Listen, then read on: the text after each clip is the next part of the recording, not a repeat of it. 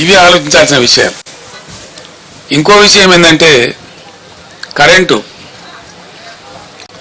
1.5 సంవత్సరంలో డిస్ప్రపోర్షనేట్గా చాలా దారుణంగా ఉన్నటువంటి విద్యుత్ రంగాన్ని సుమారు 35,000 కోట్లు ఖర్చు పెట్టి రకరకాల పద్ధతులన్నీ అవలంబించి సెంట్రల్ ఎలక్ట్రిసిటీ అథారిటీని కూడా సంప్రదించి మా మెదడంతా కరగదీసి అద్భుతమైనటువంటి కరెంటుగా మేము తీర్చిదిద్దినాం.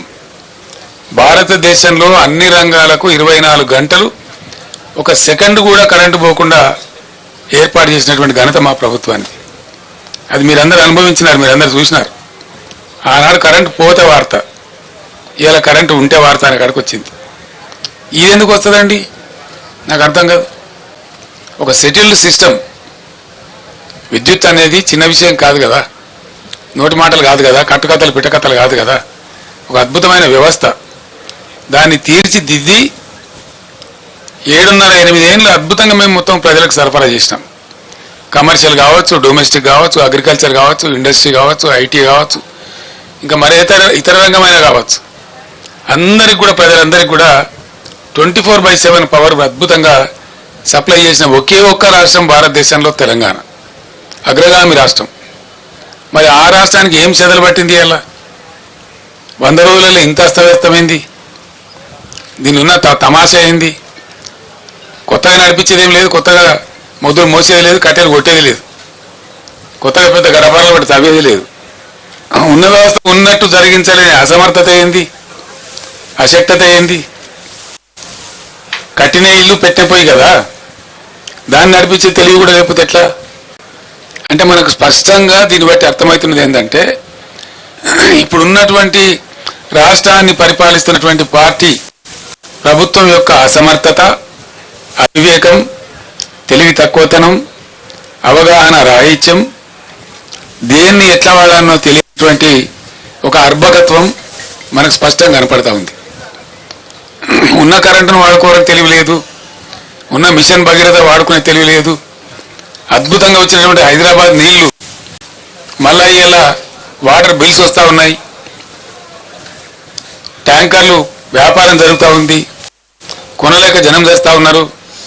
మళ్ళా జనరేటర్లు, ఇన్వర్టర్లు, కన్వర్టర్లు వస్తూ ఉన్నాయి, మళ్ళా స్టెబిలైజర్లు కొనుక్కునే పరిస్థితి వస్తూ ఉంది. మీ అందరి ఇన్ఫర్మేషన్ కోసం నేను ఒక మాట చెప్తా ఉన్నా. హైదరాబాద్కు పెట్టుబడులు ఐటీ రంగంలో, ఇండస్ట్రీలో అద్భుతంగా వస్తున్న తర్వాత హైదరాబాద్ను పవర్ ఐలాండ్ సిటీగా మార్చినాం మేము. ఎటువంటి పరిస్థితి వచ్చిందంటే ఐటీ కంపెనీ వాళ్ళు, పెద్ద పెద్ద వాళ్ళు, చాలా పెద్దవాళ్ళు, ఇంటర్నేషనల్ దిగ్గజాలు న్యూయార్క్లో పోతుంది పవరు, లండన్లో పోతుంది, కానీ హైదరాబాద్లో పోదురా అనే స్థితి తెచ్చినాం. అది మీకు నేను బట్టి స్టోరీ లాగా చెప్తలేను.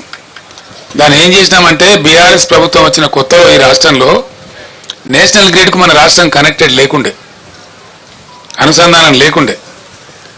ఒక 5-6 లైన్స్ వార్దా డిచ్పల్లి కావచ్చు, వరంగల్ వరోరా కావచ్చు, అంగుల్ పలాస కావచ్చు, PGCIL power grid corporation of India limited ఎంబడి నేనే పడి నేనే చేసి రాత్రింబవళ్ళు వాళ్ళతో కొట్టాట పెట్టుకొని ఈ 3 లైన్లు కల్పించినాం.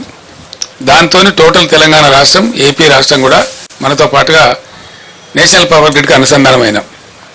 దాని ఫలితం ఏంటంటే మనకు ఏదైనా సందర్భంలో షార్టేజ్ ఏర్పడితే ఇండియా మొత్తంలో ఎక్కడ పవర్నా అక్కడి నుంచి కొనుక్కునేటువంటి అవకాశాన్ని కల్పించగలిగినాం.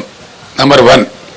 నంబర్ 2, 7,600 మెగావాట్లుగా ఉన్నటువంటి ఇన్స్టాల్డ్ కెపాసిటీని దాదాపు 18,000 మెగావాట్లకు తీసుకుని పోయినాం.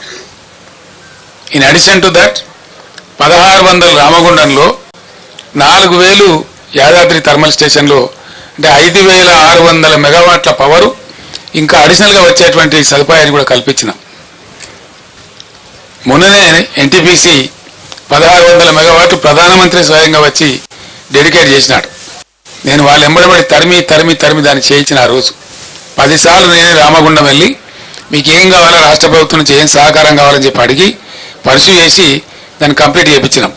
అఫ్కోర్స్ మా ప్రభుత్వం పోయిన తర్వాత మొన్న వచ్చింది అది. మొన్న ప్రైమ్ మినిస్టర్ వచ్చి దాన్ని డెడికేట్ చేసినాడు. ఇప్పుడు ఆ సప్లై కూడా యాడ్ అయింది. అంటే మా ప్రభుత్వం ఉన్నప్పటికంటే ఇంకొక 1,600 మెగావాట్లలో 85%. ఎన్టీపీసీ ఏం చేస్తుందంటే ఏ రాష్ట్రంలో ఉందో, ఏ రాష్ట్రం కోసం కట్టినరో దానికి 85% ఇస్తుంది, 15% ఏమో వాళ్ళు నేషనల్ కోసం తీసుకుంటారు. అంటే ఆ ప్రకారంగా అద్భుతమైన కరెంటు ఎంతైతే 1685% అంటే ఆ సుమారు 1500 వస్తుంది. 1450 నుంచి 1500 మెగావాట్లు అదనంగా యాడ్ అయింది.